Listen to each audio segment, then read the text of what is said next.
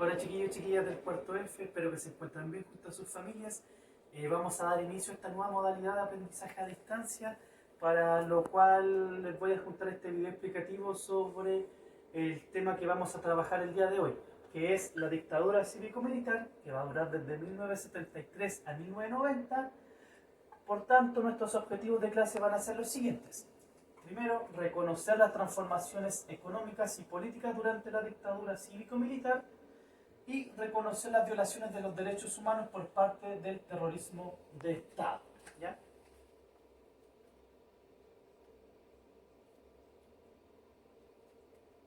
Ya. Las transformaciones económicas que se efectuaron durante dictadura cívico-militar tienen su inicio en las críticas al nacional-desarrollismo que comenzaron a hacer ciertos sectores empresariales e intelectuales de derecha. ¿Ya? Estas críticas al nacional-desarrollismo eran críticas al Estado interventor, eran críticas al modelo keynesiano, al capitalismo de bienestar y a esa estrategia que utilizó Chile desde 1930 hasta 1970, que fue denominada industrialización por sustitución de importaciones. Se criticaba que en este caso la gente que impedía el desarrollo y el progreso de los países era la intervención y la ineptitud del Estado en la economía. Quienes comenzaron a desarrollar esa crítica fue este grupo de estudiantes de la Universidad Católica de Chile y la Universidad de Chile, que desde 1956 viajaban constantemente a Estados Unidos, a la Universidad de Chicago, a realizar estudios y perfeccionamientos. ¿De qué tipo eran esos perfeccionamientos? Era teoría económica. ¿Qué teoría económica estudiaron ellos, los Chicago Boys?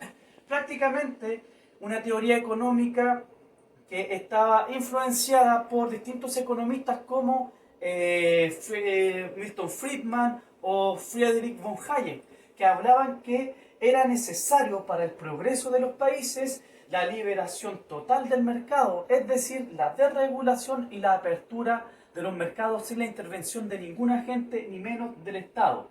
Por tanto, los Chicago Boys ya en 1975 van a instalar las bases económicas de la dictadura cívico-militar en un documento denominado El Ladrillo. Ahora, esas bases económicas van a triangular en tres aspectos fundamentales. ¿Cuáles son? En primer lugar, la enajenación de activos del Estado. El Estado ya va a dejar de hacerse cargo de industrias y áreas estratégicas. ¿Cómo? Primero, va a regular en este caso el área de propiedad social que venía desarrollándose desde Allende. En este caso va a entregar un 35% de las empresas nacionalizadas a través de la expropiación. ¿Ya? ¿Qué más va a hacer el Estado en dictadura en ese periodo? Va a disminuir el número de funcionarios públicos y les va a disminuir el salario, el sueldo. Y al mismo tiempo va a disminuir las políticas de inversión pública para reducir, en este caso, el gasto fiscal. ¿Qué otro aspecto fundamental tiene que ver? Es la apertura al mercado mundial. Si Chile desde el 1930 a 1970 se enfocó en el mercado interno a través de la industrialización, ahora vamos a hacer todo lo contrario. Nos vamos a enfocar en el mercado externo, desindustrializando el país, pero volviendo a retomar la estrategia de desarrollo primaria exportadora. Es decir, vamos a exportar nuevamente un conjunto de materias primas para abrirnos al mercado mundial, aprovechando las ventajas comparativas del país. Y otro aspecto fundamental va a ser un conjunto de privatizaciones, como se lo mencioné anteriormente, que las vamos a ver a continuación. El neoliberalismo se sustenta, en primer lugar, a través de ciertas privatizaciones de áreas estratégicas para la economía y servicios sociales en los cuales anteriormente el Estado era responsable. Nosotros vemos aquí una serie de servicios que inclusive repercute hoy en día este modelo en nuestras formas de vida. ¿Ya? Tenemos, por ejemplo, las AFP, la ley de concesiones mineras, la posibilidad de que el mercado intervenga en la educación, etcétera, etcétera.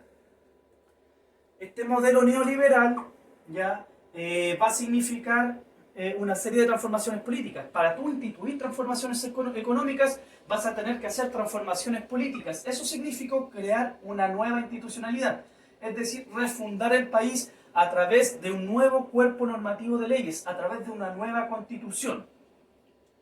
Si bien desde el 73 en adelante se venía discutiendo por ciertos sectores civiles que apoyaban a la dictadura ciertos cambios constitucionales, va a ser ya en el 77, 78 en adelante, con la intervención de otros civiles como Jaime Guzmán, que ese proceso se va a acelerar, ¿ya? Y ya en 1980 el Consejo de Estado va a aprobar la nueva Constitución, la cual va a ser plebiscitada el 11 de septiembre de 1980, ¿ya? ¿Qué es lo fundamental de esta nueva Constitución? Va a ser la Constitución que va a instituir en el país el actual modelo económico neoliberal que nos rige. Es decir, va a cambiar sustancialmente el rol que tiene que tener el Estado en una sociedad. Si nosotros tuvimos un Estado interventor, un Estado casi solidario, ya anteriormente, ahora vamos a tener un Estado subsidiario. ¿Y qué va a significar eso? Que el Estado ya va a dejar de intervenir en la sociedad. El Estado tiene que intervenir cada vez menos, ¿ya? Y va a ser, en este caso, el mercado quien se va a ser responsable de satisfacer las necesidades e intereses de la población. El Estado solo va a subsidiar, solo va a apoyar aquellas necesidades que las personas y las organizaciones intermedias no pueden cubrir, ¿ya?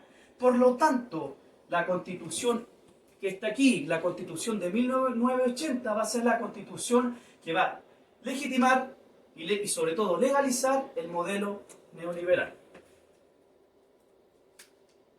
¿Cómo fue ese plebiscito? Ese plebiscito fue bajo estado de emergencia, sin la participación de la ciudadanía. Había una ciudadanía restringida, había proscripción de los partidos políticos. Se acusa también de bastantes fraudes e irregularidades en el mismo proceso de votación como también de conteo.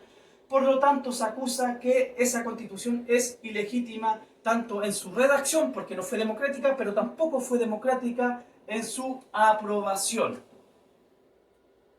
Ahora, una dictadura militar para instituir cambios económicos, cambios políticos, necesita de una u otra forma, ¿ya?, que la población apruebe esos cambios o que la población y la sociedad civil no planteen sus inquietudes ante esos cambios. ¿Y eso cómo se logró?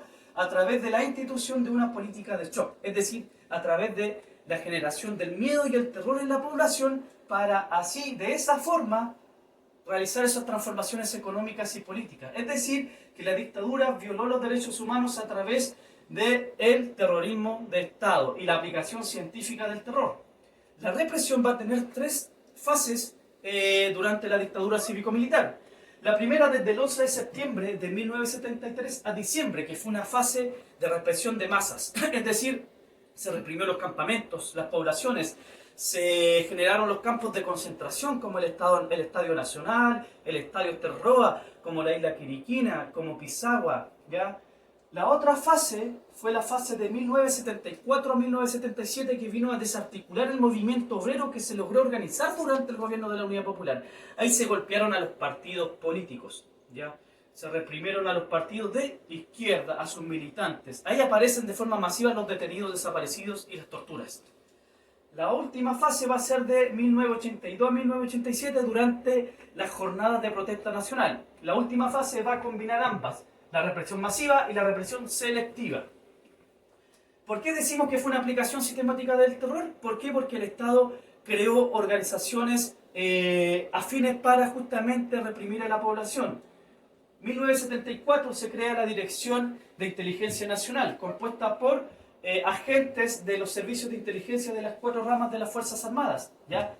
Esta deja de funcionar en el año 77 y se crea la CNI el mismo año, se legaliza la CNI y funciona hasta 1990. Es decir, tenemos 2 policías secretas que van a encargarse de reprimir durante la dictadura militar. Esta represión fue en todo el territorio nacional, ¿ya? Hay cientos de centros de tortura, de detención y varios centros de exterminio. La tortura fue masiva, fue selectiva y esa tortura, los métodos de tortura se aprendieron durante la década del 60 por las Fuerzas Armadas a través de la Doctrina de Seguridad Nacional. Doctrina que inoculó en este caso los Estados Unidos a través de una serie de programas y centros de estudio hacia las Fuerzas Armadas en toda América Latina. Cabe destacar en este caso, por ejemplo, la Escuela de las Américas. ¿Qué significa esto? Las Fuerzas Armadas y el Estado chileno ya no tienen un enemigo externo al cual preocuparse, sino nos vamos a preocupar del enemigo interno. ¿Y quién va a ser el enemigo interno? Bueno, cualquiera que en este caso sea capaz de modificar o irrumpir el orden social establecido o el status quo establecido. Es decir, cualquiera que quiera movilizarse, estudiantes, trabajadores, cualquiera que en este caso promueva la desestabilización social.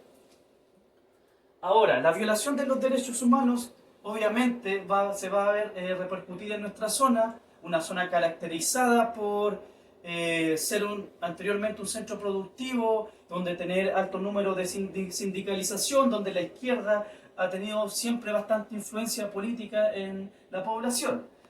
1973, los 4 fusilados de Lota en octubre, entre ellos el alcalde de Lota, tenemos a Isidoro Carrillo, Bernabé Cabrera, Danilo González, Vladimir Araneda, el profesor. Camilo Reyes muere en una jornada de protesta nacional en la población Laura y le dispararon una bomba lacrimógena en la cabeza.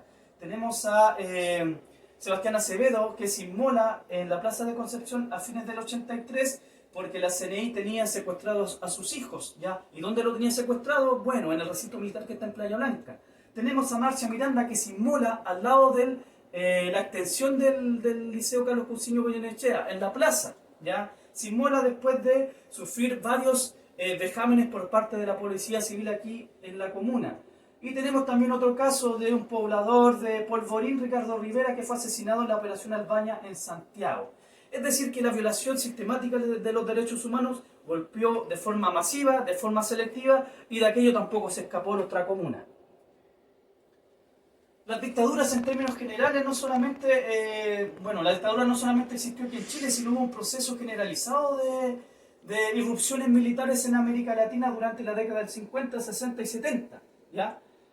Obviamente estas dictaduras intentaron, a través de las políticas de shock, instalar el modelo neoliberal. Si bien en varios países esto no se logró, de cierta forma fue Chile el conejillo de Indias y uno de los países pioneros en los cuales este modelo neoliberal comenzó a funcionar.